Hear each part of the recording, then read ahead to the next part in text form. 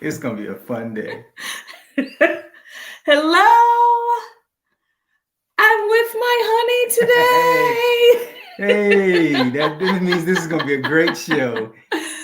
We are H&D Abroad. I'm Herman, and I'm Dee. and that's all that matters to me. Thank you all so much for joining us today. We're going to catch up a little bit before we introduce our topic, but we are, just to let you know who we are H&D Abroad. And we are documenting our journey to moving abroad, talking about our scouting trips, our research, learning from community, including people like you that are sharing what's important to you, what is on your move abroad checklist while we are looking for a place that feels like home. So if these are topics that are important to you, that are interesting to you, that you're, even if you're just nosy about what y'all doing over there, we encourage you to like this video. In fact, like them all. Share this video and subscribe to our channel. And please hit the notification bell because it is important that you join us when we come on. We always go live because we want this process to be a conversation. We want this to be a process where we engage each other. We're learning.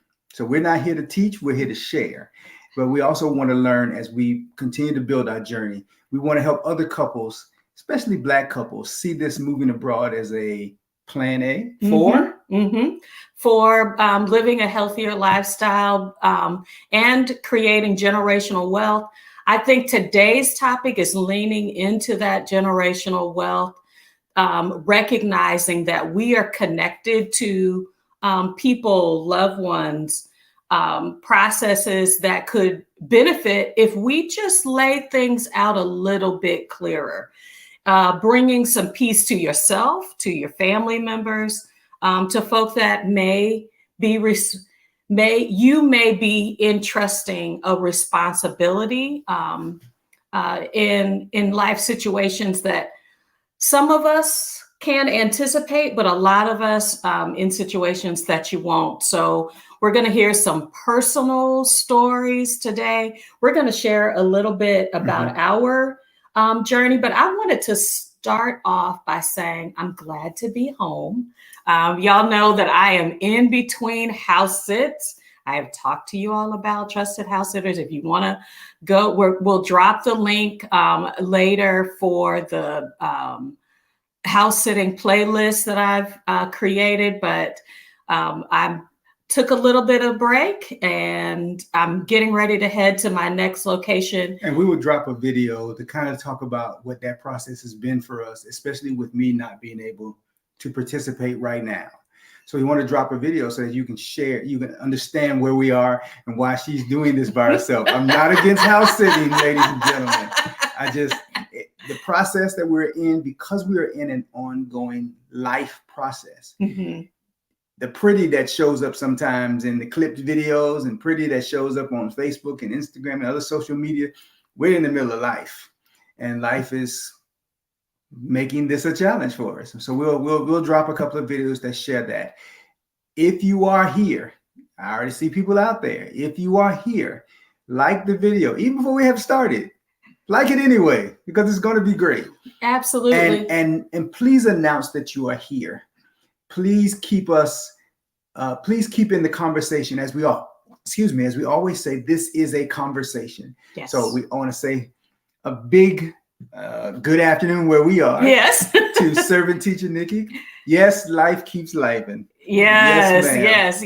So for a lot of us, I know I have asked my husband to be available to our adult son, who is our youngest, who is enrolling in college. And so, you know, when we're trying to line some things up, sometimes one person needs to take the lead in one area, another person is taking the lead and continuing on with the priorities. That's what happens in a relationship. So, you know, we're just kind of sharing our life and how those choices are playing out. I think the reason why a couple of things have happened, most recently, Aretha Franklin's passing a few years ago was another just heartbreak initially to hear that most people thought that she had passed without a will. You're talking about royalties, properties, just, personal belongings, things. When you don't have a path to understand what somebody's, wishes are, I can guarantee you in the US, in your state where you live, the state has a plan for what they're going to do with your stuff. Okay. So either you tell folk what you want to happen and you notarize it, you legally execute it, or your state will decide. And usually that may not be your, to your family, to the priorities that you set. Prince is another musician. We've had a lot of examples, recent examples, probably over the last 5 years, where you're talking about people with big money, celebrities are passing without a will. And so what we found out, what was it, maybe 3 weeks ago, is that she had hand wrote a will, and they found it in a church. Y'all, don't leave breadcrumbs for your people. Don't leave breadcrumbs. So those of us who are normal people with normal money, I need you to understand that if there can be a fight with people who have resources far beyond ours, how quickly things can get out of control with ours. Last week we shared. I shared. I've seen family members fight over a Bible. The family Bible. I mean, if you know Black culture, Southern Black culture, the Bible can represent, the family Bible can be more than just, that's just no, it can represent documented family history. It can represent so many different things.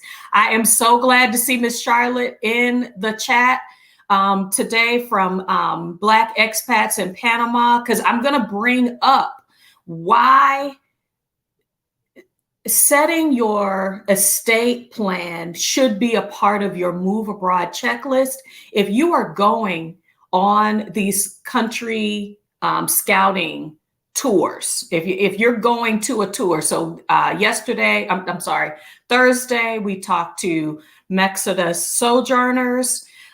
They are doing a Jalisco scouting trip. They're bringing people together, like your medical and all of that, but they're also going to talk about what you should do if you get sick or if you pass while you're in another country. I know that Black Expats in Panama does the same thing. They bring medical professionals together. If you need to find out, hey, what do I need to have in place? Not just in my home country, in the UK, in Canada, in the US, but if I'm somewhere outside of my home country, what do I need to do to make sure my documents are in order so that family members can make medical decisions when I cannot speak up for myself? These are so important, because if you're depending on your spouse, which was last week's conversation, which a lot of couples do, if I get sick, then my spouse will be able to do those things for me. But what if it's both of you all? You still need a plan. You have to have a plan, because if you don't, what the saying is, if you plan, if you fail to plan, yes, you plan to fail. And so what today's conversation is the real life. What I want to make sure is you may not have had an example in your house. So in our house, it was we kind of knew what my dad wanted. I've shared that he passed 3 years ago. My mom is a lot more, this is who I want at my wake. This is where, I want the family to be able to, she was a lot clearer. My dad was not. And the pain and anguish of just wanting to make sure that I'm honoring these people that I love in a way that is respectful to their wishes. My aunt that just passed, y'all, she wrote her own obituary. I mean, like details that. My grandmother, when she passed 10 years ago, she had the dress she was going to wear, the party we were going to have, who was speaking, who was singing, what they were going to say. No one was allowed to make up their own statements. They were scripted before they got there. And if something happened to them before they came, the backup person was scripted as well. So you want to jump? Yeah. And your dad? My dad and my mom, we're finishing. My mom passed in April. You heard me say that. And he is finalizing with us when I go down for her birthday celebration. We're finalizing her last wishes. So this conversation is going to jump today. Remember, I'm saying it again. I know I'm being repetitive. This is a conversation. Jump in this chat and talk to us. Put your questions out there. Put Q before your questions. We know you're asking a question. We can keep an eye on it. Throw your comments in there. We will be talking. I will let you introduce our guest. So, hello to Aging Grateful. I see. Yes. If you're on today, please announce yourselves. So, okay. So what happened? Listen, I think it was January or February. So we have Deborah Valrie. She is the 60+ Black women expats. Y'all, if y'all need a group of women to surround you, that they are talking about all of the details. They are in there. They are doing life. Like I have to catch up. I'm behind when it comes to these ladies. Like the conversation that started happening in January in the group apparently has happened. It happens a couple of times where people will say, if y'all don't have these documents in order, you need to get it. And then Deborah shared as part of her professional life that said, this is why. And so I reached out to her. We finally connected, girl, that whole backstory. Get in your details, look in your messenger so you can find where the love is coming to you from people that want to reach out to you. But we connected and she said yes. And I said, well, when we can get the right group of people. And then Ruth got in Exodus Summit and shared her personal journey with all of us. But I did not know that Ruth is also the Passport Flex. 3 of them. She did that beautiful Passport Flex post. And I was like, okay, I got to step up my game. And then y'all, she's also moved abroad for love. If you want to know about that, we're going to have you come back and talk about that. Yeah, you're not getting away with that story. I'm going back for that one. I did that twice, by the way. Yes, I've done that twice, and both times didn't work out. But anyway, just keep on trying. Hey, it's still a learning experience. Yeah. If you're gonna cross the border, may as well cross the border for that reason. Hey, I did that twice. That's it.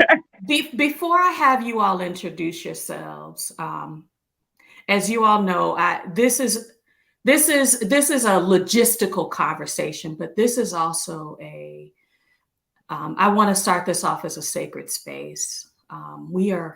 We're going to be talking about health issues and losing loved ones. And so I just want to take a moment in this space to honor these newly minted ancestors that have given us guideposts on how to embrace life, to honor legacies that were put forward for us, that have brought peace or have brought clarity.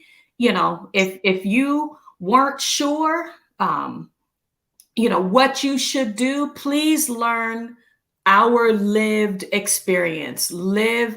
Take from this that today is what you have. There are things you can start taking action on right now. Especially if you are building this plan, share it with your loved ones. That is, if you don't take anything else from today, whatever your desires are, even if you haven't put money aside, please tell somebody. So, Deborah, will you share with folk who you are, what you do, and then Ruth, will you follow up by introducing yourself in this space, your connection to what you leave behind matters in relationship to estate planning. I am Deborah and Valrie, and like she said, the founder, creator of 60 Plus Black Women Expats. And you don't have to be 60 to join the Facebook group. I have ladies in their 40s in there, just because they're planning ahead, or they like listening to the knowledge and wisdom that is shared among sisters. I have people in the group that are in their 80s that have been expats for years. I call them the VIPs, because they finally have a voice. They have people who want to hear what they know. You know, this is their lifestyle, and they are wonderful sources of information, and they look like us, so we can trust what they say. My career as a certified financial planner, stockbroker, and I always say certified financial planner. I used to tell my clients, they're like, oh, we don't know which planner to go to. I said, your 8-year-old could say financial planner, your 8-year-old. But certified financial planner means you have the credentials and you have the constant continuing ed requirement. That was my career. And my focus was on, at the time when Black people were taking all these packages. I lived in Dallas, where Raytheon and Texas Instrument, all these big major corporation tech companies were offering people in their 50s these packages. So I saw a lot. So I dealt with seniors, and I saw death of my clients, and I saw the ones who had done it right and how beautiful it was from the family. And I saw far too many who had not done it right or had not done it at all. And it was a nightmare that still traumatizes me. Thank you, Deborah. Ruth? So I don't call myself, well, in our family, we are not expats, we immigrate. And that's why I have passports. That's why I have passports.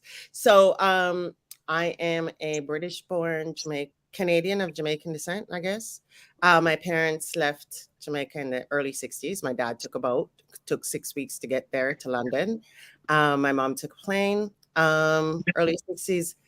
My mom was one of 14. They literally went everywhere. My family is everywhere, which is very common for Jamaican families. We don't call ourselves expats. We call ourselves immigrants. So I was born in England, and my parents met and married in London. My sister was born out in the country side in Gillingham, Kent, which still doesn't have any Black people. And then they moved to Toronto. Toronto was recruiting nurses. My mom's sister were nurses. They helped build the National Health Service in England. Then they came to Canada. My mom tagged along, and my dad decided he didn't like the cold one, and he wanted us raised around Black people. So we moved us back to this little town. I'm sitting in front of my mom's garden right now in Jamaica, in Black River. It's a small town. I went to elementary school in this town. I went to high school in Kingston, Jamaica, and then we moved back to Canada in the 70s when the world was going crazy and there was a recession everywhere. And I went to high school. I actually moved from what I always tell people was 33 degrees Celsius to minus 33 degrees Celsius. So we moved in December from here to Ottawa. At the time was the coldest capital in the world, colder than Moscow. And so I went to high school there, went to college there, and then fell in love with a guy, and my third date was moving to California. And I did a TN visa that not a lot of people know about, and I wish more Americans would take advantage of the TN visa. It's under NAFTA. I knew about it from back in the day because I literally I went and applied for a job by getting the newspaper in the Toronto Library from the San Francisco Chronicle, mailing with a stamp my application. Back in those days, there was no internet, and it was with a tech person. So, and the TN visa, and I want everybody who's out here who wants to do expats to know about it, because you can go across the border really easily. If there's one of, I think it's 62 professions. And if you have, I think now it might be $75. It was $50 when I did it. You show up with your job offer, your degree, $50, and you're in. That's it. And you renew at the border every year, in that for forever if you want. It's just not an immigrant visa. So it's a work permit, and then you can do what you need to do. So I took a lot of different visas because I went to grad school, I did co-op, and then I got an H-1B. And as a professor, you can apply for your own green card. So I wasn't sponsored. So I became an American resident in a program for professors. The one thing that I don't know why I didn't do was apply for American citizenship. So I've lived there for 30 years for whatever. But we always joke, Canadians who are there always joke that if they deport us, we deported to a better country. So whatever. That part. But I'm going to get it because I'm like, well, why not just get the 4th passport and get it done with? My daughter actually is entitled to 5 passports. So she's Canadian, Jamaican. She was born in America and her dad's from Uganda. And so why I got into this conversation was I'm here. My mom died on the 14th of June. And I came, yeah, thanks. I came on the 15th of June, and I'd been here twice this year already. My mom and dad celebrated their 60th anniversary in March. And 6 days before the 60th anniversary, my mom had a stroke. And then she had another stroke. So she had a stroke mid-March and she died mid-June. So, and we really appreciate that she didn't have to suffer for a really long time and she wasn't in the bed a long time. Because this garden, if you ever see it, it's painted outside. It says La Rosa Garden outside my house. And so this garden was her joy. And so, yeah, I came on the 15th. And because I was the unemployed sister at this point, I have 2 siblings, one younger, one older. I did a lot of the caregiving and I did all the admin stuff. So in fact, last Friday, we picked up her death certificate, and which I'm going to need because they lived in 2 other countries where they get pensions. So, yeah, so they get pensions from 3 countries, right? So it's a lot of international stuff. And I learned a lot in the process. Some of what we prepared for was because I saw what my friends were going through who had lost parents before me. And they were like, girl, put your name on a bank account. Like, don't do the power of attorney because that dies with the person. Yes. And just do that. And I will tell you, I mean, yes, it created some friction in some ways in family, but I became, just because I was here and because I was with my parents in Canada, I got on the bank accounts, which meant I could do all sorts of things for my dad when he couldn't. Like I paid for, I could transfer money here, there, do all the things. I also got IDs here. And I had planned for that because I also used to work in a bank. I started working in a bank when I was 17. Because my mother worked in a bank and she got me a summer job. And at 17, I was a bank teller and I paid for college working in a bank. So kind of like Deborah, I saw the crazy, all of it. I've seen in a bank because they come in and they don't have access to money, or their grandchild stole their 100,000 or whatever it was. Like I've seen all of that from when I was a teenager. And so I didn't want that to happen. But also just being able, because my dad's 88 and he has mobility issues, but he's still in good, his brain working just fine. He reads 2 newspapers, watches all his news, knows everything that's going on. But it was great that I was able to get in the car and drive to different places and stand in the lines and bring this piece of paper and that piece of paper. And in that process as well, I ordered new birth certificates for my daughter. From the state of California. And California, actually, they told me it was going to take 50 business days. But it's coming earlier. Yeah, they said 10 weeks. So I just want people to know, if you out there trying to get original documents and you need them in a hurry, the state is not going to allow that. So even the UK, so I ordered my original birth certificate from the UK and I ordered original, marriage certificate for my parents. Because, it's, my birth certificate is written by hand. and it's a big sheet of paper. Like that's how old my system is, right? So I wanted like the digital copy and all that. And I ordered it because I want my daughter to have an original, and I want to have an original because I gave her birth certificate. And then I just realized if I needed her birth certificate to do something, I don't have one.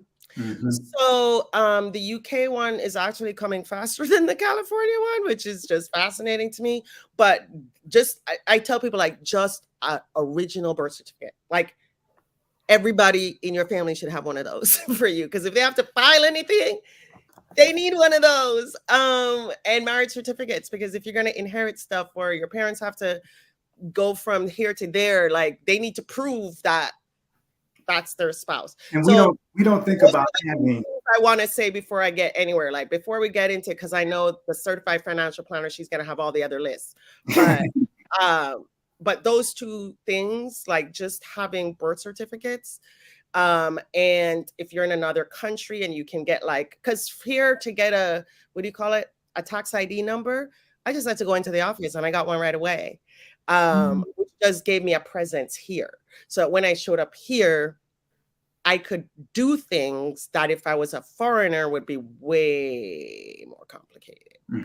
So having the local, like access to local things was really important, because if you try like here to even open a bank account and you're a foreigner, it's an approval process. Like they want your life story. Like, even though we know the bank manager, she's a friend and she came to our house to make us sign stuff so we don't have to go in there, you still have to show, 3 months of paychecks and utility bills and passports and like all sorts of documents. And then it takes like weeks before you get approved to have a bank account.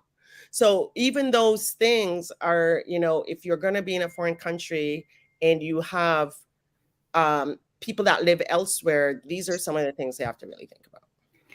I want to make sure, because what I did was we're going to roll some banners forward, but so that people can know where to find specific information. So what I heard you mention that I know is you need originals that are going to have the state notary or the country notary for birth certificates. You're going to need marriage certificates for certain things. So having that, any other documents, let's see. So I know we keep copies of passports, our FMM, for Mexico. But are there any other documents that you want to say, Deborah, that are important for people to just be able to have copies at the ready? Because last week we talked about in an emergency, what's in your go backpack. What else would you suggest that people have at the ready that could apply to estate planning or just doing business in a country? Divorce decrees. And in regard to birth certificates, because I do have residency here in Manta, Ecuador, and not only did I always had a copy of my original birth certificate, but you have to know what's required in the country that you're going to spend any length of time in, and certainly in the ones that you're going to have residency in, and you follow that country's rules. It doesn't matter whether you like it or it makes sense to you. Every country has a right to set its rules. One of the rules is they want your birth certificate to be less than 6 months old, in terms of being 6 months old. Now, nothing changes on your birth certificate. Absolutely nothing. Your same mom, your same dad, your same place of birth. And I call those type of things money grabs, because they're things they can ask for, but and it's not. What do you mean your birth certificate has to be less than 6 months old? What does that mean? You have to get an original copy of your birth certificate that is issued in less than 6 months. Oh, when you're moving there. When you're applying for residency. Okay. Yeah, when you're applying for residency. And a lot of countries have that. A lot of countries will have a 6 month limit on how old those documents have been authenticated. And I use the word authenticated and not notarized because notary only applies to the US. Okay, that notary is the authentication, a third party authentication that this document you didn't just, you know, because we can print anything nowadays off of our phone on a copier machine. We can print any document we want. And but for it to be authenticated, we go to a notary.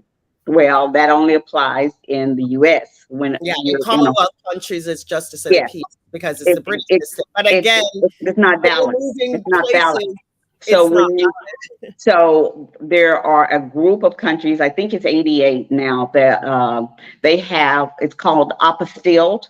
And what it is it's an international notary, pretty much 80, I think it's 88 countries, but you can look it up. It's called a Hague Agreement. And these developing and well-developed countries, United Kingdom, US, Canada, all of those are, well, you know what? I don't think Canada is in there, but they've all agreed that apostille authenticates that document.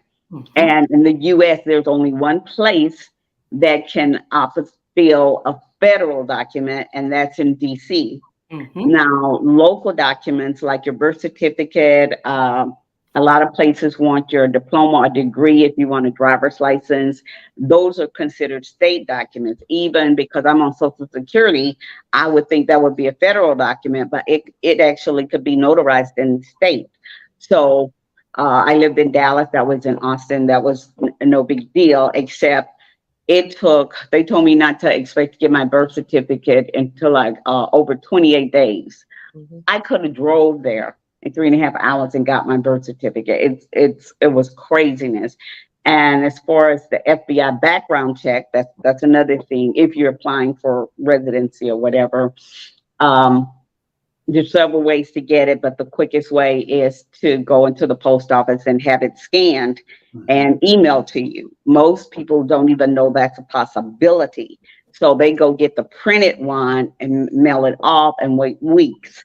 Mine was back because I was in the system as a financial planner. They do background checks anytime you're dealing with large amounts of money. And I was a stockbroker for a brokerage firm, but in a bank. So I had banking laws and brokerage laws and all that other kind of stuff. In any case, Washington, D.C. did not open up to apostille documents after COVID. You used to could walk in. Now you mail them and wait and wait and wait. And I was days, literally days, from my 6 months being up and having to leave the country before I got that document apostille and sent to me.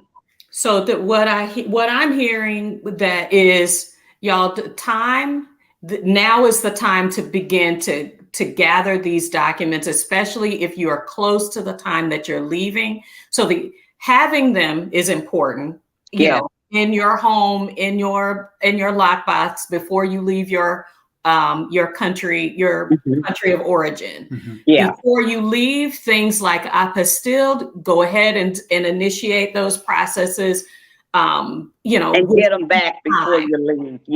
And that has to do more with residency, and I don't want to get away from the focus of the conversation, which is estate planning. That's a whole nother. And I think I was saying get originals to your family members. So what I did, for example, for the marriage certificate is I said, well, I'm going to order 3. There's 4. And I just was like, if either one of us need it, like as kids, we can, work that out. But like you said, like even here, when I was doing, because if you go here, they want a copy of a marriage certificate. If you go there, they want a copy of a marriage certificate. You have one of them.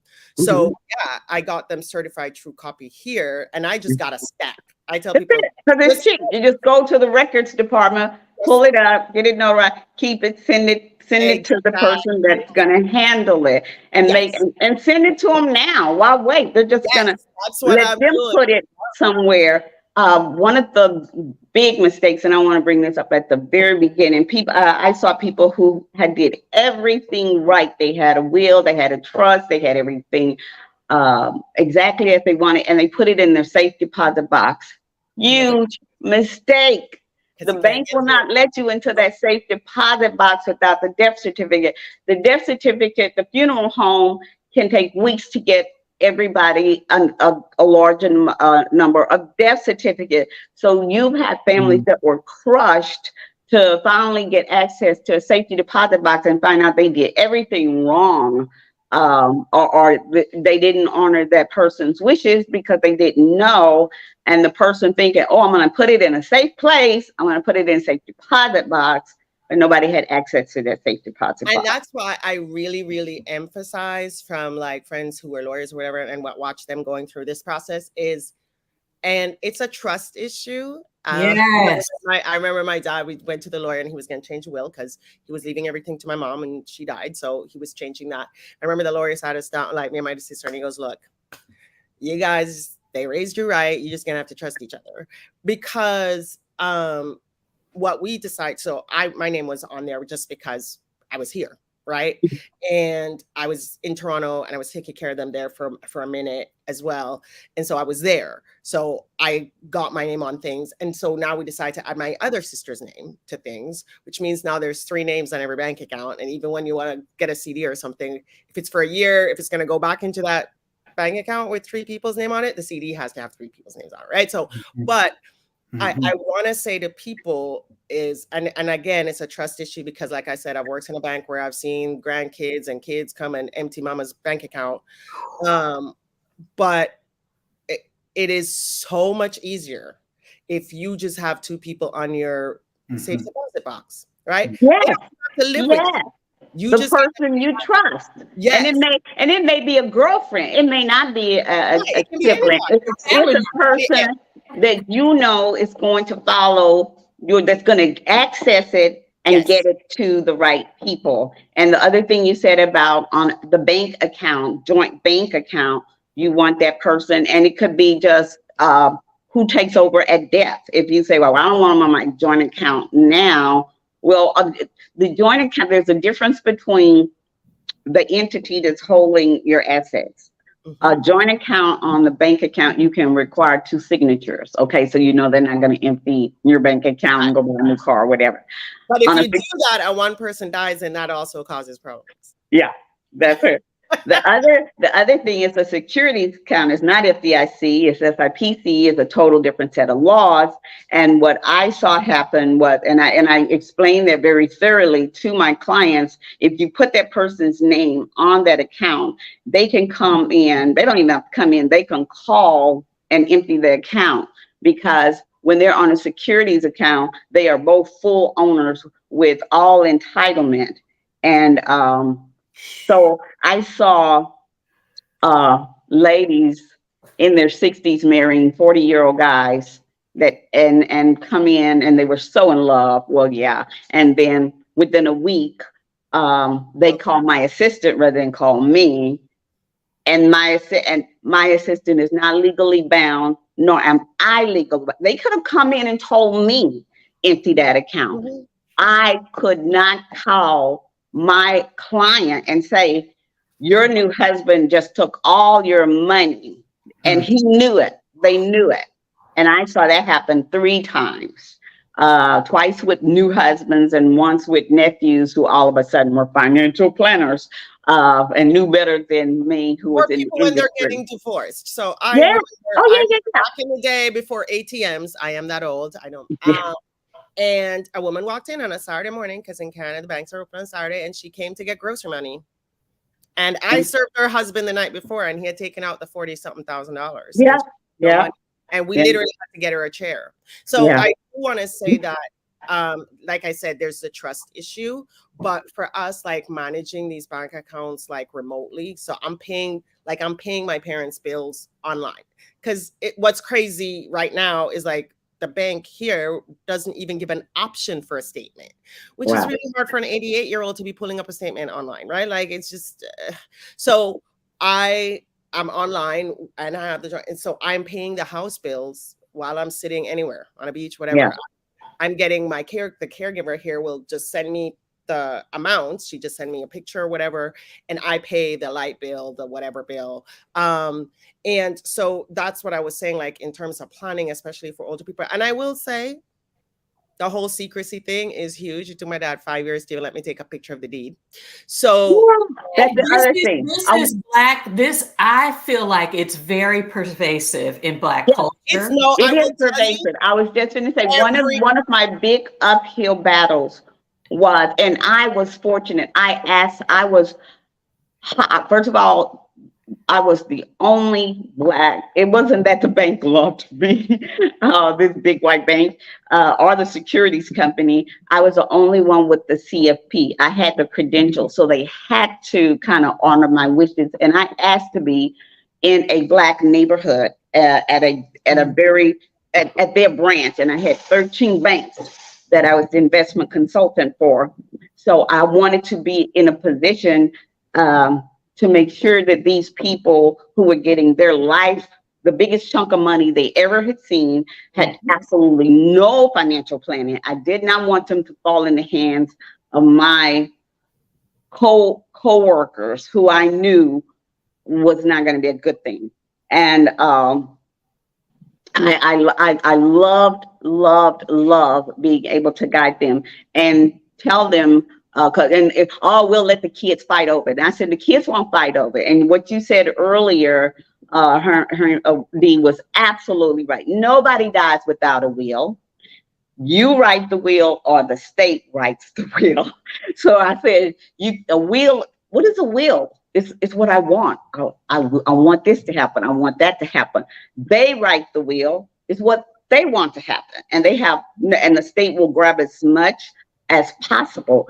And you want to keep, a lot of things can avoid the will because wills are probated. That's another thing. Wills are probated. They become a public document. So all of your assets are right there. You have creditors who all they do is scan obituaries and go pull up. It's a public record in probate, and they can see all your assets, and then they can approach the family and say, they owe this, they owe that, they owe this. A dead person cannot say, I never borrowed from them, or I never had. You have to prove that you don't owe them. So you want as much to avoid probate and avoid being publicized. So beneficiaries also come in because I'm sorry, I didn't hear you.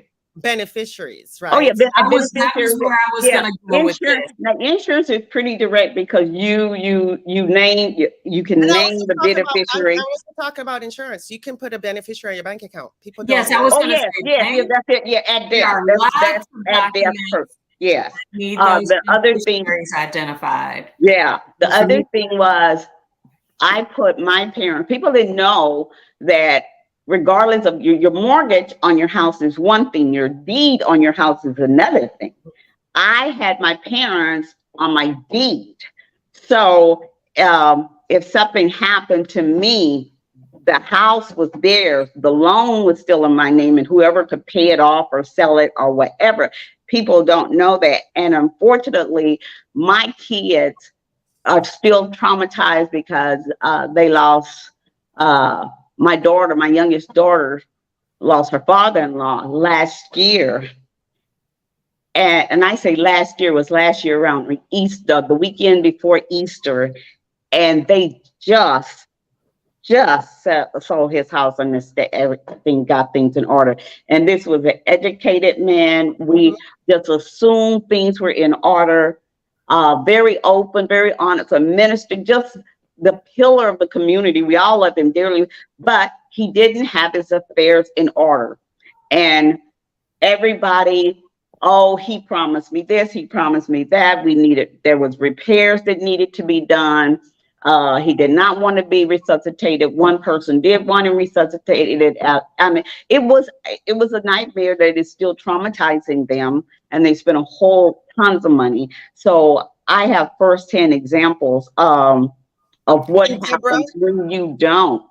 That And deed thing is a very important thing, I think, because it's something I was having a conversation with my dad, and we just couldn't get it done, because if you're on the deed, then the probate is not an issue, right? that's Like, right. you don't have to Doesn't wait. even, it's not in the will. It's not, own it's everything, you just done. record it for life. It's done. And that saved my neck in one of the divorces where they thought they was going to get half my house. And it's like, no, because I knew as a financial planner, it was the second marriage. I knew as a financial planner, before I married him, I retitled the deed as in my house as Deborah Valrie inheritance property. And if you retitle it as inheritance property and you never let them make a payment, if he had made one payment or joint account that a house note came from, that would have nullified that. But as long as I had that as Deborah Valrie inheritance property, and I paid the mortgage out of a separate account that he made no deposit to or nothing, that kept it from being tied up in a settlement, in a divorce settlement.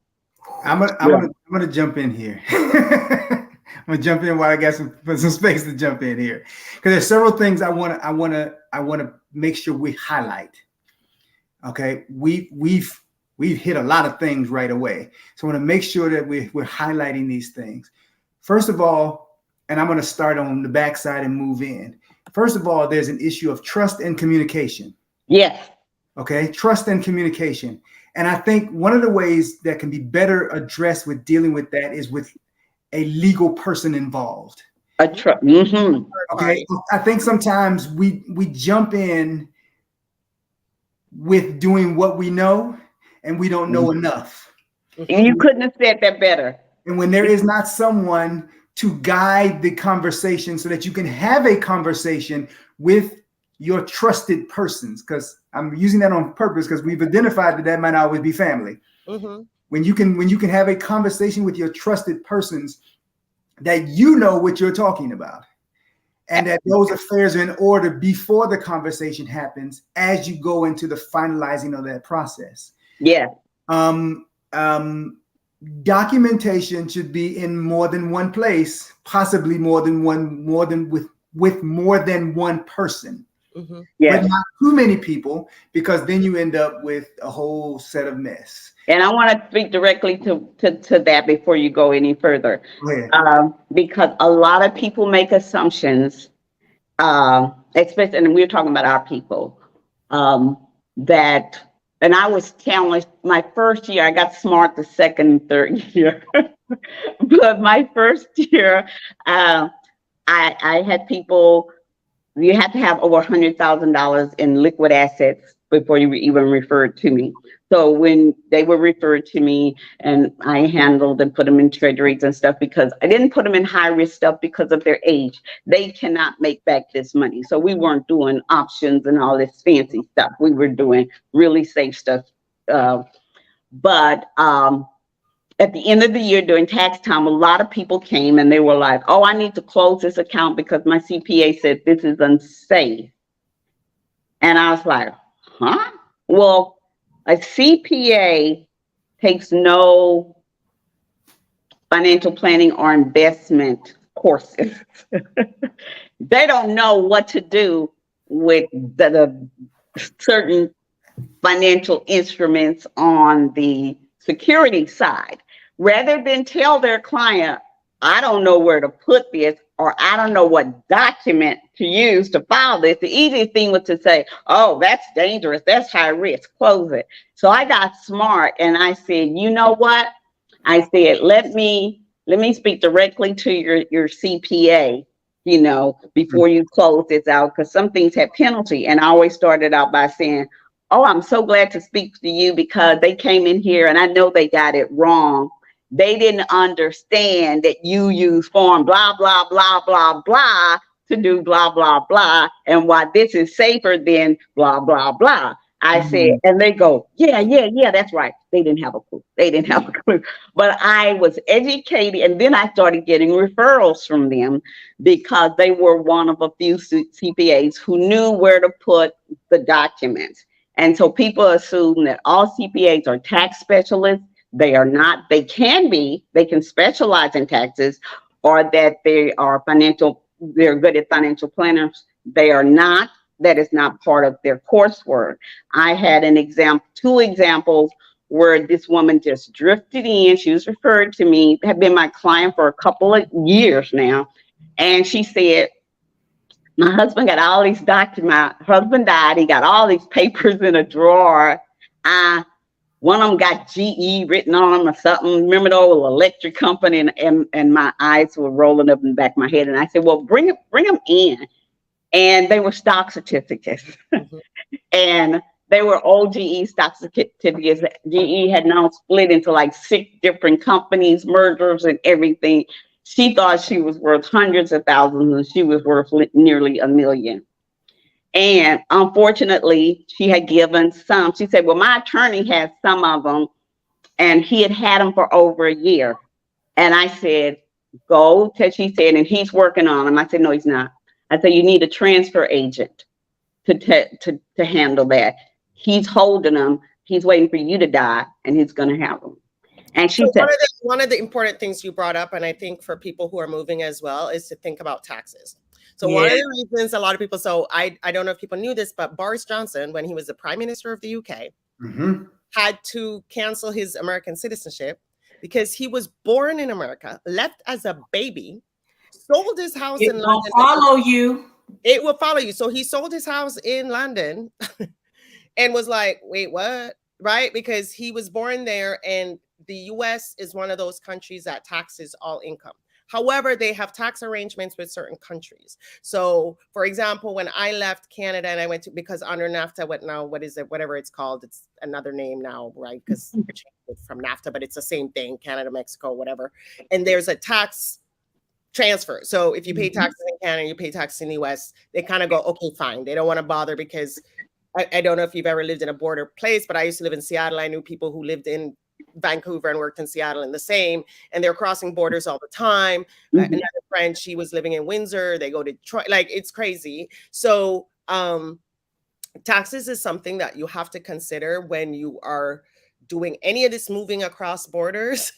And so it's one of the reasons at first that I was like, if you do American citizenship, they gonna grab your money wherever. So the other thing, and I'm not telling people how to dodge taxes, so nobody, I didn't say this. I was about to say, we definitely wanted to stay clear of we're saying in the conversation, but what I want to say to people as well is if you're in different countries, you might want to just make sure that you have different identities.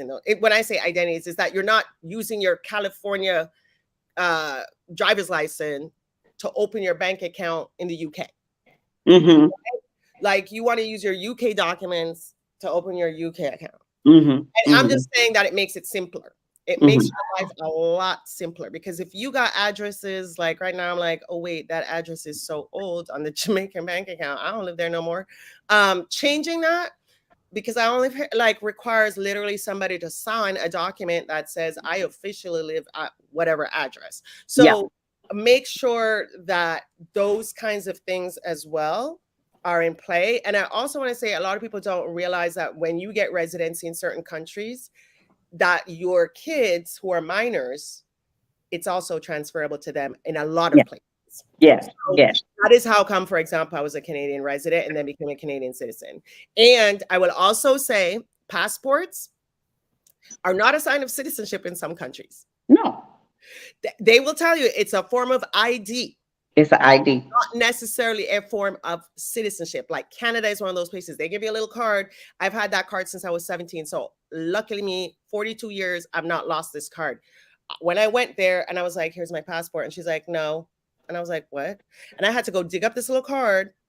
And if you lose it, she was like, oh yeah, it takes 1 to 2 years to get it back. So again, and because the only country worse than the US when it comes to getting the documentation in a timely manner. I know the UK's like my nephew, he was like, I want a British passport. It took him 6 weeks. Like boom, boom, boom, boom, boom, online using my sister's birth certificate, his birth certificate. It was good. So each country is very different. But again, I think it's important for people to realize that there's tax implications to move. I remember I moved and it was like they were trying to count how many days I lived in the US. It's kind of like when you move across the state and I moved from a state, for example, California had income tax, Washington State didn't.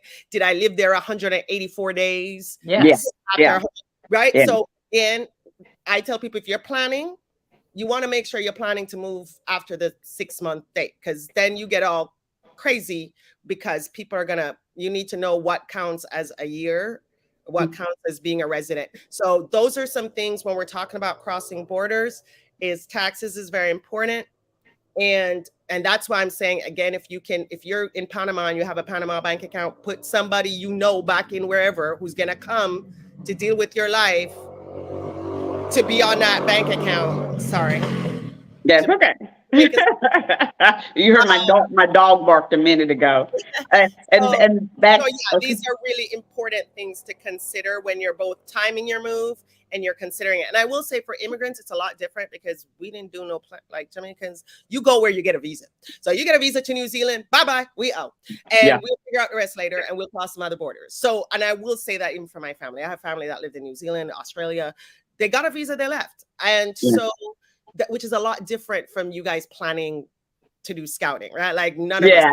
For moving, With that American passport is very powerful. We can get into a lot of countries for 90 days, 180 days with that American passport. But I want to go back to not assuming that a certain professional in a certain industry is all you need. I recommended my clients to elder care attorneys, because they specialize in that, and they're very, very few that there's some that say, oh, I know it, but elder care is actually a credential. It's a specialization. And hire social workers too, who are elder specialists, to help negotiate that, because I knew some of my students at University of Southern California, like when they graduated, they worked for like Wells Fargo Wealth Management, and they were elder specialists to deal with family dynamics and all of that. And some lawyers are very good. Like I said, my dad's lawyer was like, okay, listen, the two of you, but others, they don't have any personal investment. This guy's my dad's. And I want them to have the credentials, not just work in the industry, but because if they have the credentials, they have a code of ethics. And if they have a credential with a code of ethics, they can be sued. And so that's why I sent them to elder care attorneys. The other thing was bank trust departments. You don't have to have a big amount of money to deal with the trust. And that brings a third objective party into the planning part.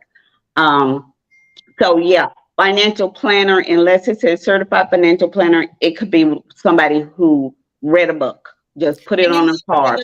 The other thing was, the example I gave, I told the lady, walk into that attorney's office who had those certificates.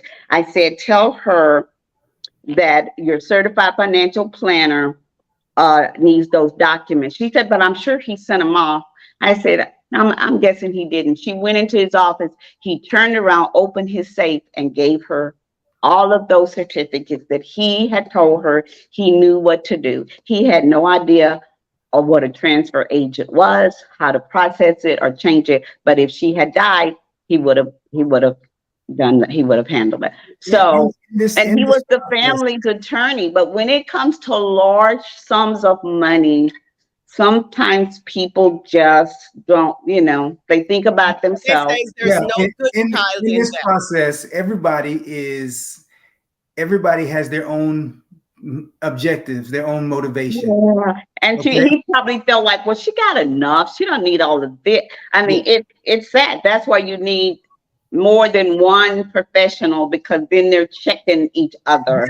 And again, remember we're talking about expats as well. So let's also remind people that what you're talking about is the United States, right? If you're living in different places, you need to know who those people are in those places. Which is important to be tied into a community wherever you're going to go. If you're going to be there a certain length of time before your foot ever hits the ground, you should know people there. That's what I liked about Monta. When I got here, I knew a real estate person, I knew the attorney that was going to handle it. I knew the doctors and everything, because the community here is mostly retirees. So, and once we got here, we have our own WhatsApp group. So it's like, here, this lady does our massages. Here's who cleans our house. Here's who you go to. We have a legal ease WhatsApp and everything. So that's why I loved Panama, but that's what beat Panama out in terms of me moving there, is the collection of attorney, real estate, hospital people, the brand new hospitals and all of that, and the close knitness of the group. People land and we have a gathering that Friday night or to introduce them, and then you fall out with whatever group or couple or whatever you go with and make friends with, or stay to yourself. But there's a network. I tell people it's crazy to land in a foreign country without a network in place, and something happens to you. So my kids know what my wishes are. Because you brought up this topic, I said, oh, well, if my kids aren't, I don't want them to have to fly here to get my remains. And I found out there's something here called the affidavit of remains that the funeral company can do. It's just a simple document that says whether I want to be cremated and mail back. My insurance company cremate me on this side, mail the ashes back, or scatter them, whatever, but it's my wishes. And it didn't cost that much, but I never even heard of that document until you mentioned it. And what I want, we can't cover everything because it's already over an hour, but I do want, especially women, my group is women only, that section, January 16th, was so thorough in the documentation. If you are not a member, and I'm not trying to grow my group, I'm just trying to make sure everybody has access to that information. They went from trust, they went from power of attorneys, limited power of attorney, deeds, everything was covered in that. And I'll try to send it to you so you'll have it in your group, because there's so much more. But I wanted to stress, there were the year that I retired, and I retired at 55 because I remarried, and I was doing marathons and writing books and stuff like that, and traveling and everything. That was the second. But before I retired that last year, because 6 clients died. And I got close to my clients. When you're dealing with people's money, it gets real personal. And I will tell people this is even past the legal stuff, but it is legal, is don't lose touch with your senior members, because in 2 instances, families lost everything. Because when the person died, sometimes they didn't even know, and I'm talking about father, they didn't even know he had passed until the new wife called them. The new wife happened to be a neighbor who started taking it, and this man was very sharp, but when he started, and I warned him because I had seen it a prior year, while you're of sound mind, he loved his children. He wanted them to have everything. He made that known to me, but I said, I need it in documentation. My word means nothing. Some states also acknowledge video. So I just want also people to understand. Yeah, so find out what your state does. You can do it on your phone. Is the video considered a living will? No, in some states, videos, like people can do a conversation, like they can video their these are my last wishes. If you read it, whatever. Nobody thinks they're going to go downhill as fast as they could. Well, he first started having the neighbor drive him. He lost his ability to drive, and I would never let her sit in the room. And then he said, well, my understanding isn't so good. Can she sit in the room, because she's helping me with my mail, and she's telling me that I shouldn't be in this and I shouldn't be in that. All of a sudden, this neighbor becomes a wife. and took all the kids' money. And I had told him before it got so bad I actually he brought in on one of his sane days, because he could sense something wasn't right. He brought in lucid days. He brought in the eldest daughter. And I said, this is very, very hard, but maybe you could put her in charge or declare him not mentally competent to handle, because he was no longer mentally competent. She told him the kid on both occasions they turned the heirs against the person by saying that they were on drugs and they were breaking in, and the people were not breaking windows and stuff and saying, oh, your kid did that, your kid did that. Mm-hmm. And so these people, one was white, one was black. I was called into court. I had to testify, and I was like, oh, that gentleman's her neighbor, and he takes her everywhere, and he's the kindest man. And then during the break, the attorney pulled me aside and said he's common law husband, and no, her son is not a drug addict. He's an engineer, very wealthy engineer. He did not get to see his mom the last days because that man had his mom terrified that he was breaking in. These are the stories that say if you don't have your information written, and don't lose contact with them, visit them.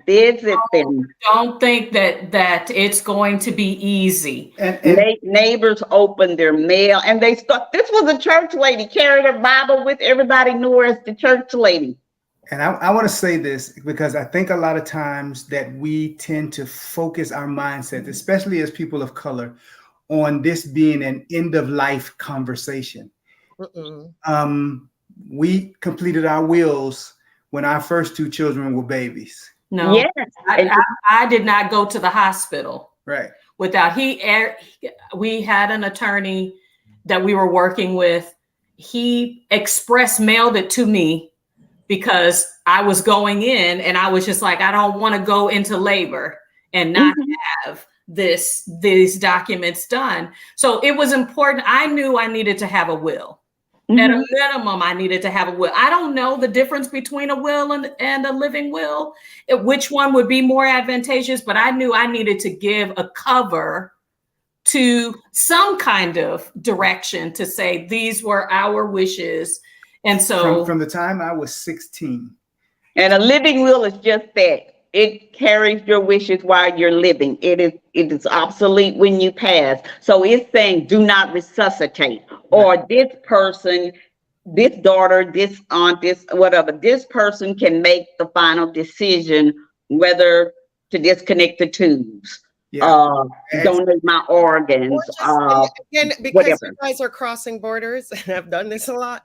I also want to say, because even like my daughter trying to get her on my Chase account in Montana, there wasn't a Chase branch, and she's living there, so it got really complicated. But again, even like you're saying about like when we're talking about crossing borders, because we're talking about expats here, is that even if you don't have these documents in place, right? If you just break your ankle and advanced directive, you need or you just need some money. Yeah. You can't get to the bank and nobody else is on your bank account. Nobody can get your money. So, and I want to say, because sometimes sending it by, different things, because I can tell you this happened to my daughter's auntie. She was in a small town in Colombia. She's a dive instructor, and she was stuck in this place, and they had sent her bank card somewhere else. And literally we were chatting, and this was back in the day. And we were chatting. I'm on the phone like I'm faking like I'm her, because she can't get access to her bank account in this small town in Colombia. And I'm trying to get her money there. But she needs to get it out of her bank account. And I'm like, they're asking for birthday. I'm texting. I'm going, yeah, my birthday is. And I'm like, girl, hurry up. Right. So because she was the only person on her bank account and she couldn't get access to her money when she was in Colombia, nobody could get her access to her money. So now she's trying to get money sent to her, even though she has money. So again, like having somebody who might have an ATM card just sitting there. We identified that. Adelia, Picky Girl Travels talk about you need to have your person. Your person needs to have access. Yeah. It's just in a limited way to fund so that they can help you. Yes, that account. I had that happen to me. I'm here. Okay. And what most people don't know, and this was when I did my first boots on the ground in Mexico, that was a wake-up call. A lot of a country with 32 states, Mexico is huge, does not have a federal mail system. No Right. mail system. I'm like, what do you mean you can't mail me I needed a new SIM card from T-Mobile. And they said, oh, what's your address? And I said, I was staying at Airbnb. I called and I said, what's the address? And they said, we don't have a mail system. I'm like, what? Monta doesn't have a mail system. Lots of developing countries, not the jungle, third world, lots of developing countries don't have a mail system, don't have mailboxes. Mexico's not a developing country. But anyway. So what are you gonna do? So we had you. That's where being connected. They said, here's what we do. We have like a mule service where all our mail, or we have a mailbox center in the States. All the mail goes there. It's scanned. We decide what we want to receive here. It goes to the mule service twice a week. She mails it to the country. Once it gets in the country, we do have a delivery service that will bring it to your door like mail. But that's something you got to know. If you don't know that, you're just hung out there. And that was where I was going to go. It's a research issue. It's a research, and you better be tied in with the person to know. Right now, we're on YouTube. Yeah. Go to YouTube and do your homework before you start. And let it be, and don't listen to one person on YouTube. Listen to several, because they'll tell you, for retired people, they're like, oh, cancel Part B because you're getting this great medical over here. Never cancel Part B, because if you have to go back to the States for anything, they will penalize you if they let you pick up Part B again. They will penalize you for all the time that you were off. So if you were off 6 months, or you were off 2 years or 3 years, and you come back and you pick up B, they're not going to penalize you for 6 months or the 2 years. You are permanently penalized. So instead of paying $164 a month out of it, you may be paying $300 a month. And for use the websites. same Can I benefit. also say that governments have websites with Yes. official information. Yes. So I often, because I'm a professor, and sometimes my students make me want to, I'm like, you know how to find a 3-inch heel with a silver stud. You could do that to find the matching dress to your shoes. But you can get, instead of listening to people, sometimes you can literally go on a government website. Like I went on the UK website to figure out all sorts of The things. State Department in the U.S. My Be nephew registered. Be registered with STEP, because if just like in the Ukraine, the Americans that got caught in Ukraine, for months, the State Department was telling them, get out. Important, but I mean, because they were registered with STEP. If you're in a country, the U.S. always has its ears to the ground for political stuff. And they will send, if they know you're there, and some people leave, I just got to get out the U.S. Okay, it's fine. Get out, but make sure that big government knows how to get in touch with you, and you know where that U.S. embassy is, because when it's time to go, you want to be on the first plane out. You don't want to be on the last, and you don't want them to not know you even in that country. Yes, okay? and I will say it gets tricky, because if you're gonna go for one day here, but when I was talking about websites, I mean in terms of if you're moving to a country that sometimes I'm just telling people, like, instead of you listening to somebody who's talking to you, go to the country's website. And like certain countries, it will say immigration, and it will tell you what you need to do. It will tell you they have checklists on some government websites. So, instead of just listening to someone, go to like Ecuador whatever. And I also want to say, for any of you who are traveling or doing the expat stuff, embassies are your friends. Their job is to send you official information. Email. That's how I get free travel stuff. Like literally, I email the embassy and I go, travel department, I want this. And this can happen even across states. You contact the state of Arizona Tourist Department. They send you some free brochures. So what I want to say to people, when you're doing this across borders and you want to know what you need to do. So for example, my parents' pension, I went to the UK pension, did a bunch of curiosity. When I couldn't find stuff, I emailed the embassy here in Jamaica. I just emailed them and I said, I need this information. So get your information from official government sources. And What I no, tell people is you screenshot it. If you have a question, you screenshot and you say, look, I have a question about this right here. And that is, I tell people, this is literally, and why I know that my aunt runs the embassy, the foreign service here in Jamaica.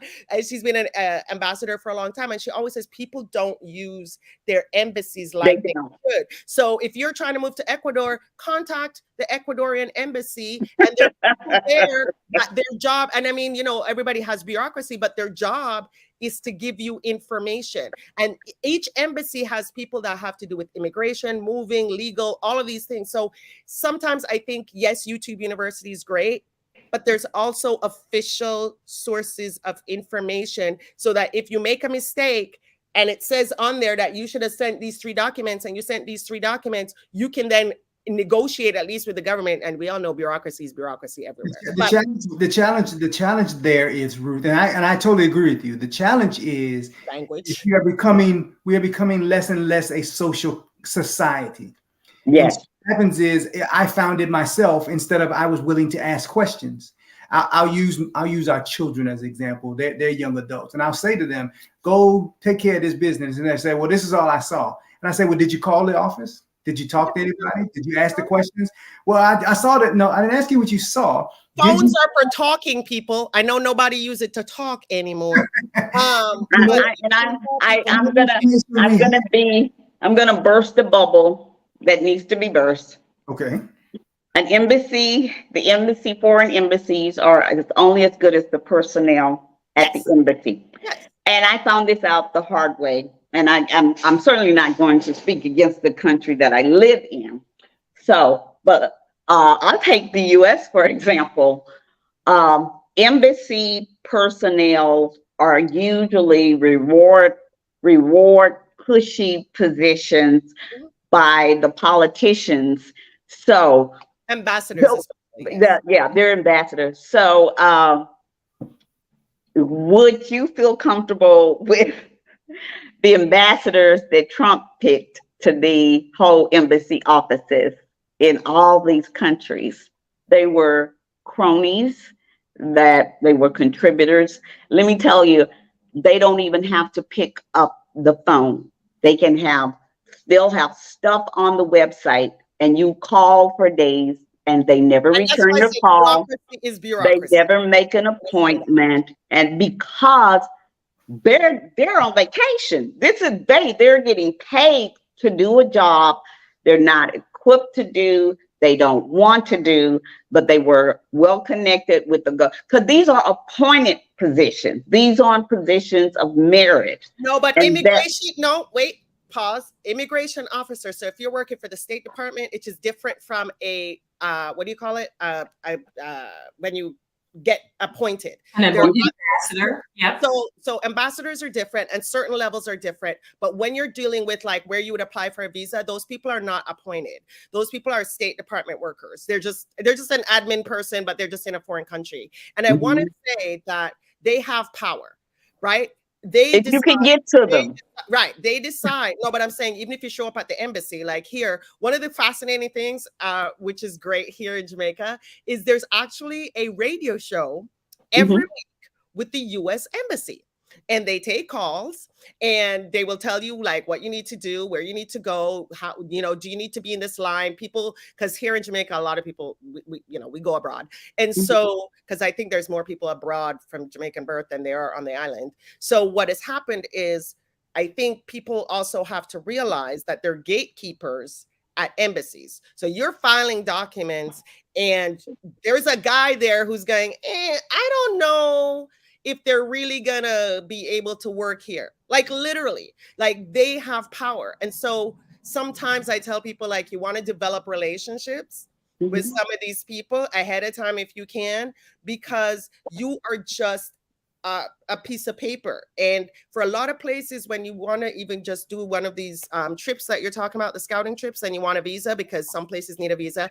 And yes, I want people to know that even if you don't have certain powerful passports, if you have like a Jamaican passport, you don't need visas to the African countries who are part of the Commonwealth. Yeah, it's online. It'll tell you what countries. Yes, but I'm just telling people that sometimes, people don't know that their passports do have certain kinds of power. But one of the things you want to do is that you have to understand, like you're saying, is that there's a person that is making a decision about whether or not you move. There's a person who's making a decision about whether or not you get a visa, right? Yeah. It's not a computer. It's not AI yet. I'm sure AI will be But and that's why I always tell people that they can look at YouTube and come to a country and say, I don't need an attorney. I'm going to do this on my own. That's a huge, huge mistake, especially if it's in a country where you are not fluent in that language. If, for instance, in Ecuador, all the documents have to be translated into Spanish. And if you get them translated in America, they're no good. They have to be translated by an Ecuadorian. Certified. That's right. And so you just wasted money thinking, oh, I'm going to get it translated on this end. No. And so and I respect that, because that's revenue for that particular country. Not all countries are big, wealthy countries, and that's taking money out of their pocket. So you need to use the Ecuadorian attorney, you use the Ecuadorian notaries and whatever. And so and so each country find out what their rules are before you commit and sell everything. So we have covered a lot of ground. We've talked about wills, the limitations of some of these documents, advanced directives that tell someone, give someone the authority to make decisions and your wishes. What happens, what documents are active when you are living? And which are die. Power of attorney die with you. And then who should you be in contact with? Yeah. So when you are thinking through, I'm moving somewhere, or that I want to make sure that things are shored up on this side in the US. So my husband and I are still caregivers for our parents. These are documents for you to make sure you know where they are and that they have been executed, and that you have documentation so that you can take care of the business. Thinking about, hey, what are trusted sources? So fiduciary is a term that you need to understand, that someone can't just be trying to sell their services to you. No, they can be sued if they're not acting in your best interest. Correct. Yeah. And they're supposed to act as a neutral third party for education and executing your wishes. That's what a bank trust department officer is. They're a fiduciary. And I want to add one thing that I didn't add, and I think it's really important: a stash of cash. So I want to tell people to have an emergency stash of cash. Now, I lived in an earthquake state, and I can tell you all the nightmares. 80-something earthquake where people couldn't, because without electricity, your ATM card does not work. Doesn't work. Neither credit cards don't work.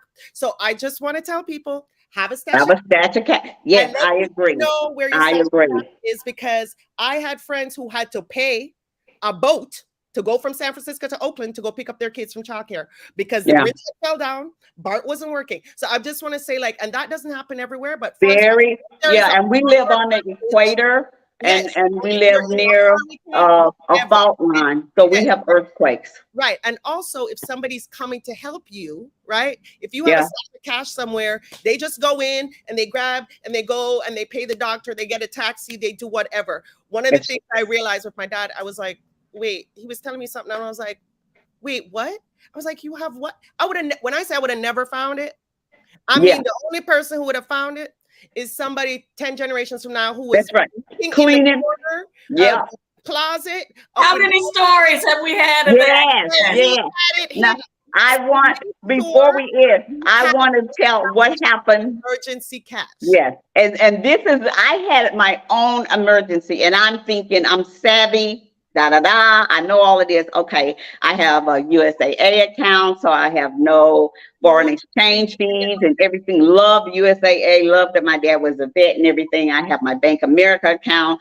I only have, oops. How about I'm sitting here and the phone, it's about to go dead. Oh, hold on 1 second. Yes, so I say this so important because, again, no electricity, you cannot use an ATM card or a credit card. Well, this is what happened. To help you, they need to make sure that their passport is up to date to be able to execute your advance directive. Okay, wait. This is so simple. This is so simple. That might say, hey, I can't afford to get to where you are. So when we're talking about joint accounts, you are giving that person the resources that they need, not only the authority, but the resources to execute on your behalf. Y'all, these are issues. We're sharing these personal stories. We're sharing these examples because you do not want to be in a situation where you're counting on a spouse that can't help you, that you're counting on family members that can't get to you, that you are depending on technology or electricity and that is not available to you. Think critically about the documents that you need, why you need them, how you need to be able to give people access to them, what steps are necessary for giving yourself the time to get the documents, but also keeping them close, keeping them dry, keeping them safe, so that you are ready to take action when issues arise. Now, I want this example on here because it happened to me last month. I pay my bills out of a certain account, some bills out of one account, some bills out of another. I have my US number. That's the one I'm using here. I also have an Ecuadorian number. Well, my T-Mobile bill went to an old account because I didn't change it. And so I was using my Ecuadorian number and I was accessing my Chime account. I have a Chime account. The Chime account verification was going to the T-Mobile number. I could not access my money because the T-Mobile account wasn't on. I didn't even know it wasn't on because I'm like, oh, it's paid. It wasn't on. By the time I found out it wasn't on, I'm trying to get verification so I can access this money and it's going to a phone that is dead. I was like, oh my word. So now I'm calling my kids and saying, turn my T-Mobile phone, get the money out of this account, turn my T-Mobile phone back on. They're not picking up because it's an Ecuadorian number. And I didn't tell them, oh, hey, by the way, I got an Ecuadorian number. My kids only answer. So I finally took a selfie and said, this is mom. And then they picked up. Yeah, what Deborah is talking about is, y'all, when you are moving abroad, when it comes to your estate plan, what you leave behind matters.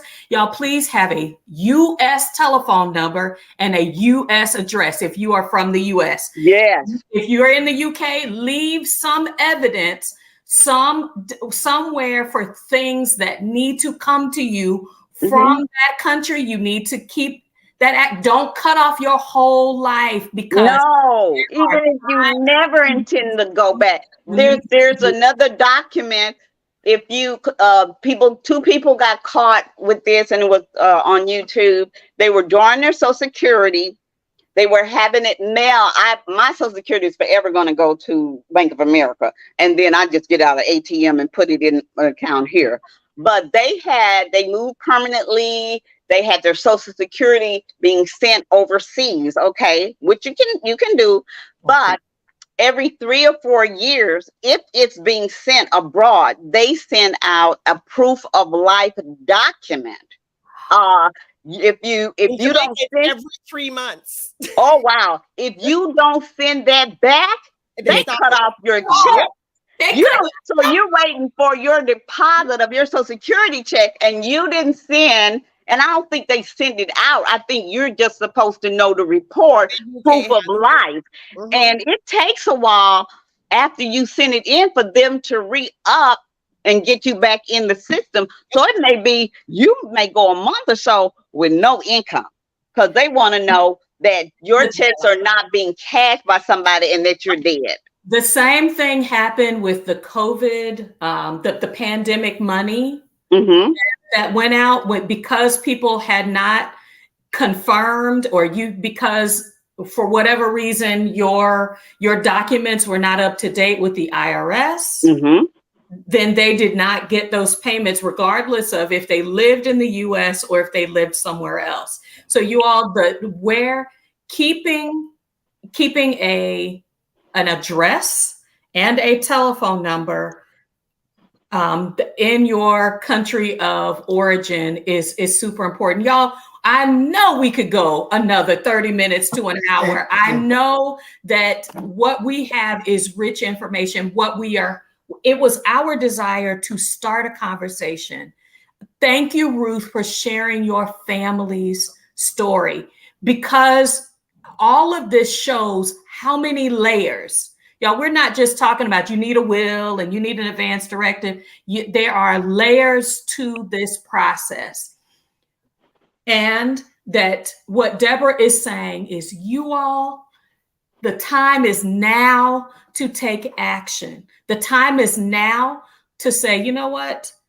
If I need to educate my children so that they are competent enough for me to trust, if I need to develop a relationship with some legal whatever support around it, so that now, if it's more than one person, so that this person, if I'm afraid of someone draining my funds, that I'm putting these things in place, but I don't not do them because it needs to be done. Ladies. And it's a beautiful legacy when it's done right. My mom had the dress, how many songs, how long she wanted the service. I mean, she made it so easy. We just sat around and wept because she was still taking care of us from from passing on. But and she said, if your dad goes first, I'll be here to handle this. But if I go first, this is how you take care of your dad, and this is what I want. And if you're reading it, it was just beautiful. That piece, y'all, you cannot replace. You can't replace that piece. All they had to do was grieve and not worry and not be caught up with, oh, I can't do this. We're gonna have to do a fish fry because we can't pay because GoFundMe. And they take advantage of you. They sell you the most expensive casket and the most expensive thing. I told them, I'm gonna pick out the prettiest picture of me. Y'all can, have it on a tripod, and my urn either be there or not be there, whatever. I told them, y'all can put me in a locket. They're like, we ain't carrying you around in a locket. I know. I told my daughter make a diamond, whatever, but she knows she's gonna throw me in Lake Merritt in Oakland. That's what my daughter say. I'm dumping you the nearest lake. Hey, Deborah, could you explain to servant teacher Nikki again? She asked, please explain again. I need to get clear on that Social Security part because her husband is drawing on his Social Security. Can you talk about what needs to be done if you move abroad with Social Security? I would say wherever it's being deposited in the U.S., leave it there. Every place, every civilized place, some uncivilized place has an ATM, and withdraw the money from the ATM. You can open a local bank and make deposits there, because some, like my rent lady, she wanted in Ecuador. A lot of people, it's just Manta, this city, because we're not in the capital. They want you to deposit cash in their bank account. Well, all the banks are in the mall, so I go to my bank, I get the cash out, and I go down one level, I go to her bank, and I pay it. But all my money stays in the U.S. and I get it out through the ATM machine, or I do a Zelle transfer from my bank in the US to the bank here. And I do that on a monthly basis. And you can go online. Most banks, major banks, you Yeah. can do a transfer online. Yeah. They don't charge you a fee, but you Yeah. can transfer across banks, across Yeah. borders, if you Yeah. want to do it on a quarterly basis, because I think most of them is like $40 for wire. So Yeah. if you don't want to if you can't get out a lot of cash at one point. Yeah, you because can some do that. countries I would not have my Social Security. Yeah, some countries I would not have my Social Security being deposited in that foreign bank. Because FDIC is for the U.S. It is not. And some of these banks aren't that some are stable, some aren't. You don't want to find out they're not. So leave your money. I think also that proof of life form. So if you are moving, Mm-hmm. that you can keep a U.S. an address somewhere Mm-hmm. where your mail is received. You can have a trusted family member. Yeah. Yeah. Have your documents. So if they see something from Social Security Administration, that is an automatic open and scan. Yeah, or just call and say, hey, how often are y'all gonna do check? Can you send me the form? Usually you can go to us.gov and IRS, pull up those forms, and they'll tell you when they'll send it, or you can download it, print it, and that's what I like about the IRS. All their government documentation is there, and because their representatives will tell you the recording when you call the IRS says that the person on the phone is not liable for the information they give, which means they might tell you something that ain't true, but that documentation is there. So I would go to the site and pull up proof of life and see how often they check, or if there's something that periodically that you do. The other option that folks have, if you're not using a family member, is they have the mail service, and Yeah. Uh-huh. lots of them where they will scan. Yep. They'll open you've open given and scan it to open your mail, and you can say yes, or they tell you what's come in. You can say, please open this and scan it to me, and that you're able to. The U.S. Postal Service can send you an email of your mail every day. So I get an email of my mail, and I can say, oh, that's not important. Oh, that's important. I want that. And I'll tell them, get that, go get that. Yeah. Open that, send that to me. I gotta go, you guys. So yes. So I just enjoyed meeting you. That we said we just opened the door to this information. Thank you all so much for sharing that. Let's see, Aging Grateful put in a resource. iPostal One is a company that does the scan, receive your mail and scan it to you. There are lots of them. Yeah. Please consider that, because these documents will be coming to you. You want to make sure you get them. Thank you all so much for joining us today. It's good to You're see so welcome. You're so welcome. Subscribe and share, and we'll see you on next week for sure. Absolutely. Everyone. Bye-bye. Bye-bye.